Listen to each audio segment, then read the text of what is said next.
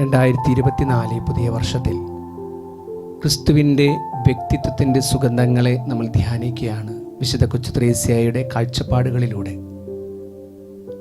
5 സുഗന്ധങ്ങളാണ് നമ്മൾ ധ്യാനിക്കുന്നത്. ഇന്ന് നമ്മൾ 5ാമത്തെ സുഗന്ധത്തെക്കുറിച്ചാണ് ധ്യാനിക്കുന്നത്. ക്രിസ്തുവിൻ്റെ സ്നേഹത്തിൻ്റെ സുഗന്ധം നമ്മൾ ധ്യാനിച്ചു. ക്രിസ്തുവിൻ്റെ വ്യക്തിത്വത്തിലെ മറവിയുടെ സുഗന്ധം നമ്മൾ ധ്യാനിച്ചു.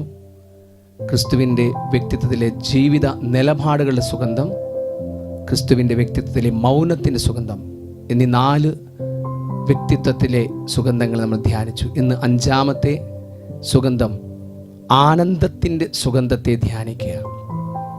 ക്രിസ്തുവിൻ്റെ ജീവിതത്തിൻ്റെ വ്യക്തിത്വത്തിൻ്റെ ആനന്ദത്തിൻ്റെ സുഗന്ധം. ദൈവത്തിൻ്റെ സ്ഥായിയായ ഭാവമാണ് ആനന്ദം.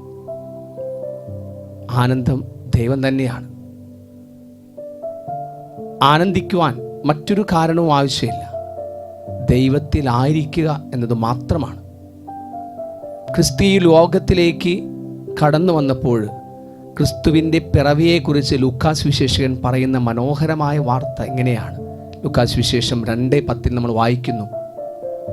ലോകത്തിന് സന്തോഷത്തിൻ്റെ സദ്വാർത്തയായിട്ടാണ് ഈശോ ജനിക്കുന്നത്. ആ ലൂക്കാസ് വിശേഷകൻ്റെ അവസാന വാക്യങ്ങളിൽ നമ്മൾ കാണുന്ന ഇപ്രകാരമാണ്.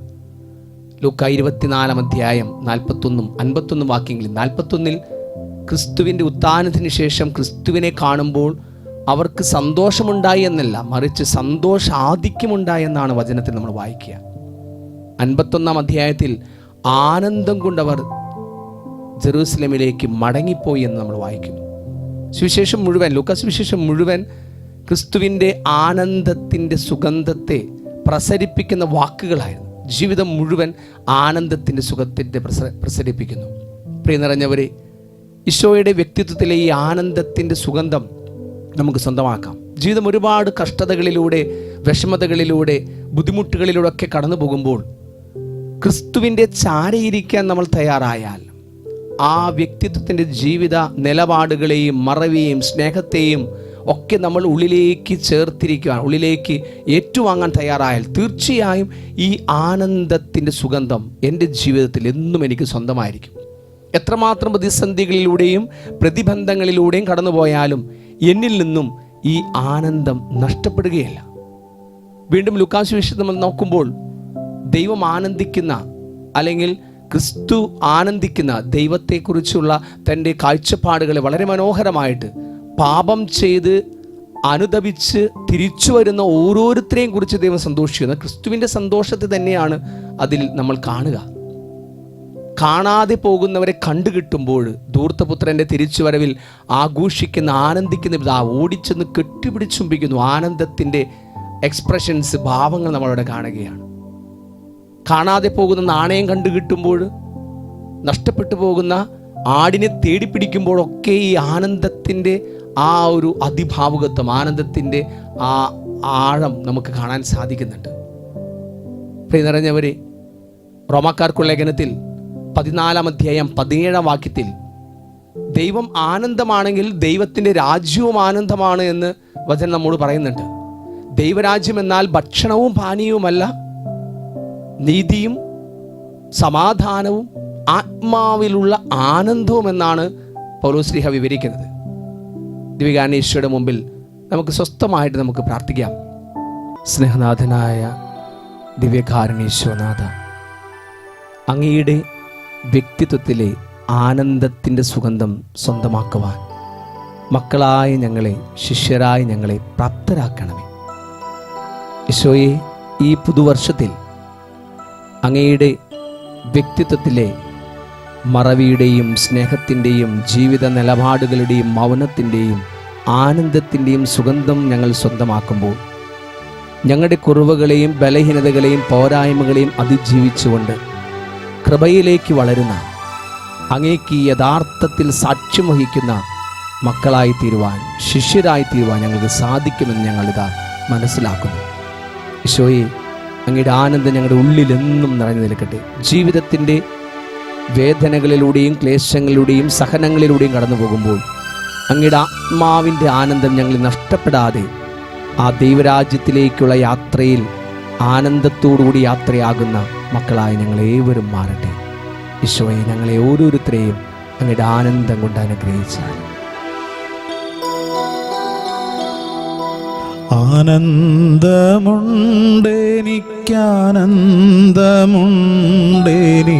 കേശു മഹാരാജ സന്നിധിയിൽ.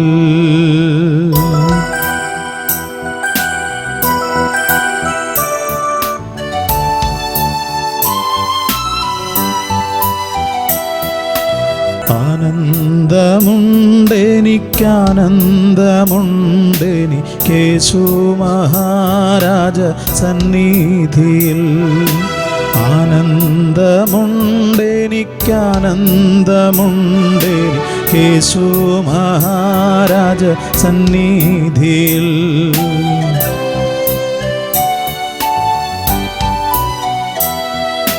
കർത്താവേ, നീ എൻ്റെ സങ്കേതമാകയാൽ ഉള്ളിൽ മനക്ലേശം ലേശമില്ല. കർത്താവേ, നീ എൻ്റെ സങ്കേതമാകയാൽ ഉള്ളിൽ മനക്ലേശം ലേശമില്ല. ആനന്ദമുണ്ടെനിക്കാനന്ദമുണ്ടെനിക്കേശു മഹാരാജ സന്നിധിയിൽ. Hallelujah, hallelujah, hallelujah. കർത്താവേ, സ്തോത്രം യേശുവേ. അങ്ങയുടെ സന്നിധിയിൽ മാലാഖമാർ ആനന്ദത്തോടുകൂടി ഒഴുകിടുന്നതാണ്. ഹല്ലേലൂയ എന്ന് പരിശുദ്ധനെ ഹല്ലേലൂയ പരിശുദ്ധനെ പാടി സ്തുതിക്കുമ്പോൾ അങ്ങയുടെ ആ ആനന്ദം ഞങ്ങളിലേക്ക് അങ്ങ് വർഷിക്കണമേ.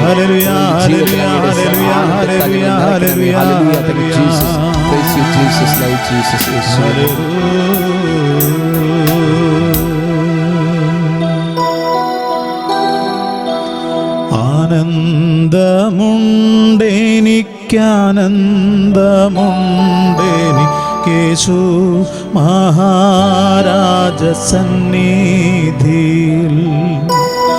ആനന്ദമുണ്ടെനിക്കാനന്ദമുണ്ടെനിക്കേശു മഹാരാജ സന്നിധിയിൽ.